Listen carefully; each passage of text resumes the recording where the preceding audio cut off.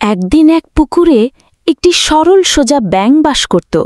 সে সব প্রাণীর সাথেই বন্ধুত্ব করতে চাইত।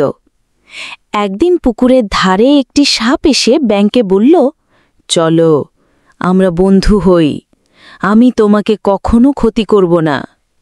সরল ব্যাঙ সাপের কথায় বিশ্বাস করে তাকে বন্ধু বানাল। প্রতিদিন তারা একসাথে ঘুরত, গল্প করত।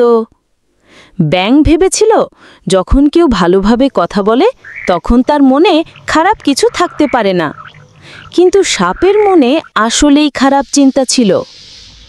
একদিন সাপ ব্যাঙকে বলল, চলো আমরা নদীর ধারে খেলতে যাই। ব্যাঙ খুশি মনে রাজি হলো, কিন্তু নদীর ধারে গিয়ে সাপ হঠাৎ ব্যাঙকে আক্রমণ করতে চাইল। ব্যাঙ দ্রুত লাফ মেরে পানিতে চলে গেল এবং বাঁচতে পারল। তখন সে বুঝল সবাইকে বন্ধু ভাবা ঠিক নয়, কারণ সব সুন্দর কথা সব সময় সত্যি হয় না।